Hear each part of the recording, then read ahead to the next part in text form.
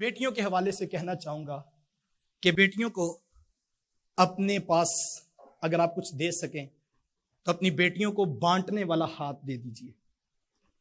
آپ اس بات پہ سروے کر لیں، آپ تاریخ اٹھا کے دیکھ لیں، آپ اپنے خاندان میں، اپنے معاشرے میں، اپنی برادری میں ان بیٹیوں کے گھر دیکھیں جن کے گھر آباد ہیں، جن کے سسرال والے اپنی بہو سے خوش ہیں، تو اس میں ایک چیز آپ کو ضرور ملے گی کہ بیٹی کا ہاتھ بانٹنے والا ہے، بیٹی کا دل بڑا ہے، وہ چیزوں کی بجائے لوگوں کو قدر دیتی ہے اور وہ اپنی چیزوں کو سنبھال کے نہیں رکھتی۔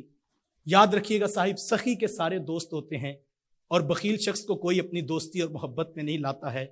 ہمارا مسئلہ یہ ہے کہ ہم نے ساری زندگی اپنی بیٹیوں کو یہ بتایا ہوتا ہے کہ چیزیں لے کر جا رہی ہے، بس یہ تیری ہیں اور کسی کے کام نہیں آنے چاہیے، جو میکے سے تجھے ملا ہے، اور وہ ساری زندگی جہیز کی چیزوں پر جو ہے وہ قابض بن کے بیٹھتی ہے، اور اگر کسی کے چائے کے برتن بھی استعمال ہو جائیں تو گھروں میں کوہرام مچ جاتا ہے۔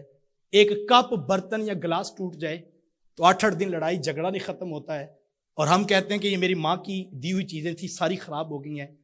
خدا را چیزوں کی بجائے اپنی اولادوں کو، اپنی بیٹیوں کو اسپیشلی، لوگوں کی قدر سکھائیے۔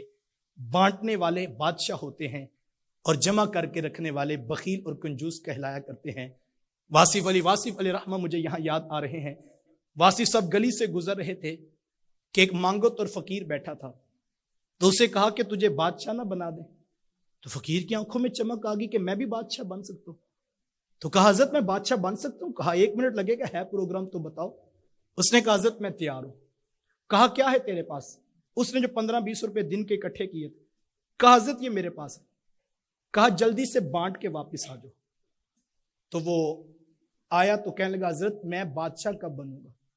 تو واصف صاحب مسکرا پڑے، کہا تجھے پتہ ہی نہیں لگا، جو سب کچھ اس کے نام پر بانٹ دیتے ہیں وہی حقیقت میں بادشاہ ہوتے ہیں۔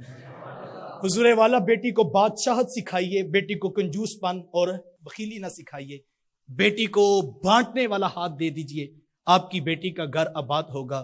اور جو آپ نے اگر یہ صلاحیتیں نہیں دی تو چیزیں تو ختم ہو جاتی ہیں، لیکن ہم چیزیں بچاتے بچاتے رشتے بھی ختم کر بیٹھتے ہیں۔